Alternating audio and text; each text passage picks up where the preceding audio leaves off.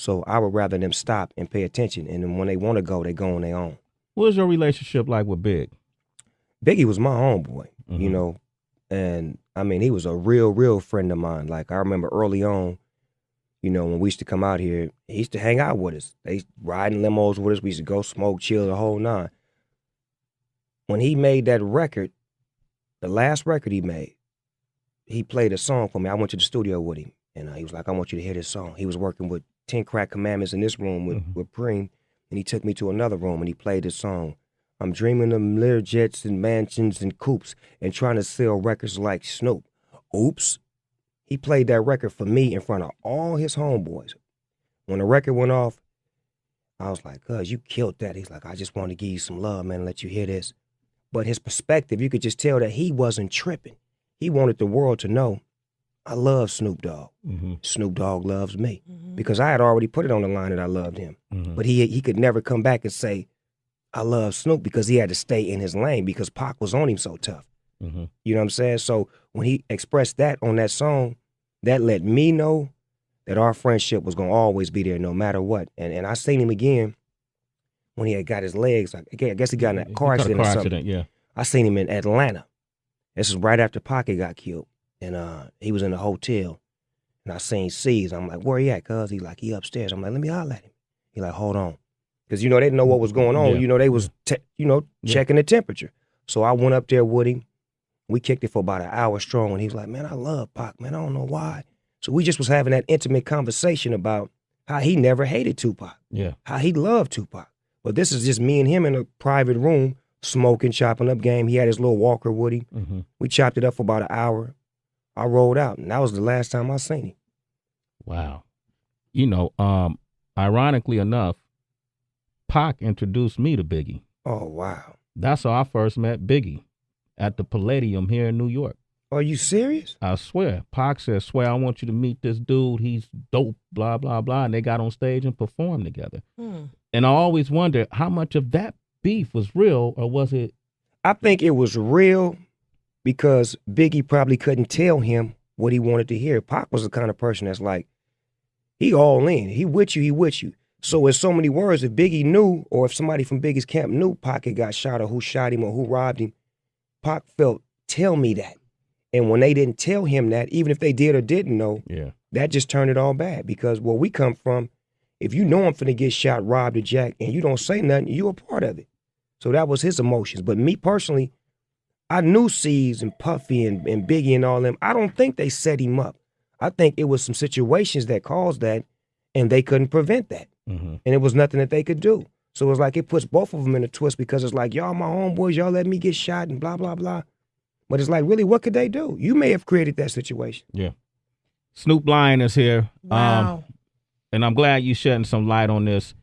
You're reincarnated now. Yes, sir. You know, I always want to ask you, what's the last time you saw Pac? This is my last back in the day question until we talk again. When last time you saw him, and where was you the day he was shot in Vegas?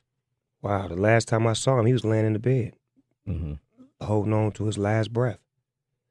Man. Well, I had seen him before that, because we left New York. We had just left New York. I had got off the radio station with Angie Martinez, and that's when me and him like clashed, because she asked me on the air, how do you feel about Puffy and Biggie? And I said what I felt. Them my homeboys, I love them. When I got back to the hotel, it was a whole nother atmosphere. Like, he sent his homeboy up to get the bud from me, as opposed to him coming to get it. Muta came and got the bud. Pac wants some bud. Hold on.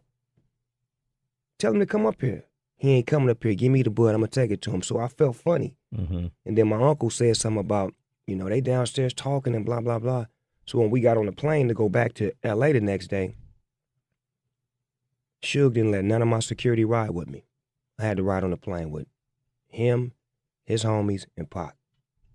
And it was the most uncomfortable ride I ever had in my life, because my nigga didn't say nothing to me the whole ride. And that's a 5-hour flight on a private plane. Yeah. So I walk up to him like maybe 3 hours into the flight, sit next to him. I'm like, you going to Vegas, cuz? And he turned on me like this. Start talking to somebody else. So I'm like, all right. So I go in the back, put the blanket on my head, knife in my hand, fork in my hand, and just sleep the rest of the ride. Because I feel like they finna try to do something to me. Mm-hmm. So when I get off the plane, we land. He walk out. I got a Rolls Royce. He got a Rolls Royce. He walked down the steps. I walk down the steps. We meet right here. I'm like, cuz, you going to Vegas?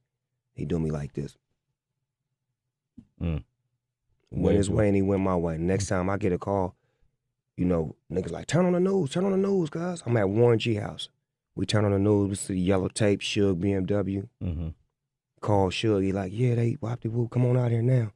Drive out there. I see him in the bed, laid up, no words, no conversation. I see Jesse Jackson, his mama. His mama pulled me to the side.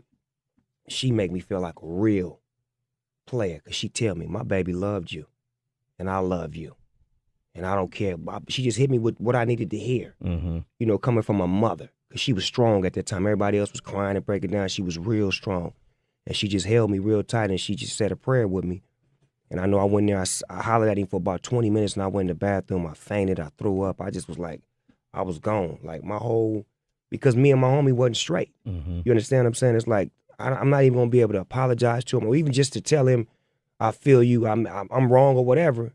We never got that day, and that's the way it ended with me and him, to where he passed away, and I never got a chance to, you know, apologize or even just tell him, you know, what is it? How can we fix this?